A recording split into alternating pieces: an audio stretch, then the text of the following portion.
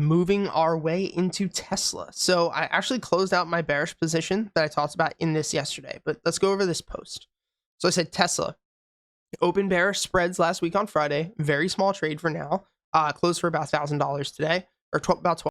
I said we're doing our best to try to hold 240. As you can see on the volume profile, which is the blue horizontal bars, that there's little volume from 240 to 220.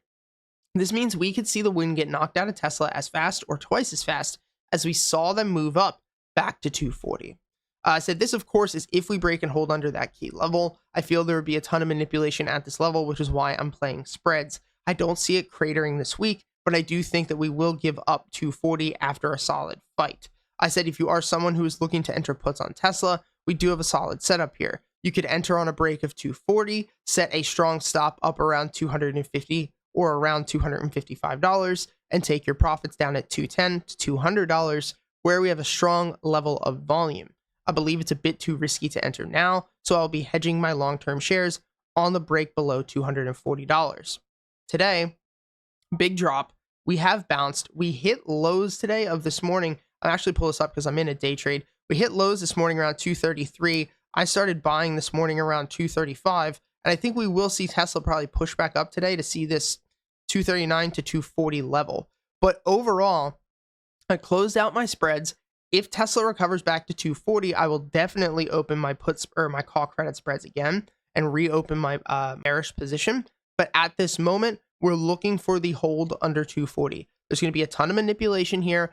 Big money knows that there are a ton of stops set under 240, and everyone this morning here, right? Everyone just got fucking obliterated and tagged out of this position since we broke under 240. And I'm telling you, Tesla's probably going to push back up to 240. Everyone down here is going to get fucking upset, but that's just how big money plays. They will knock you out of your positions, and that's usually why I will run an ATR that is usually double what the ATR, or I'm sorry, a stop loss that is, instead of normally what the ATR would be or double the ATR, I go 2.5 times the ATR. So our stop would have been set around 231, 232. We have a less chance of getting tagged out. But Tesla's looking pretty bearish, and I think the best thing is just, I closed out my trade. Hopefully we see this move back up to 240 and I can re-enter on my puts once again, or more call credit spreads. I do want to end up taking a position against my long-term shares. DSA had asked in the group this morning, which is a good question, if I'm going to do sell covered calls against my spread or against my shares, or if I'm going to do puts.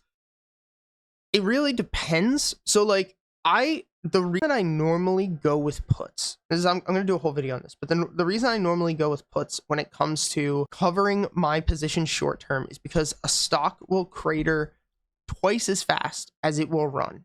And so that's usually the only time that I will actually trade straight up puts, is because it will normally happen so quickly that I don't plan to hold on to my put positions for like weeks and months. I'm planning to take, some short-term volatility, like look at Airbnb, great example, right? Look at how long it took to run up and then boom, equally drop down, potentially could even see 120.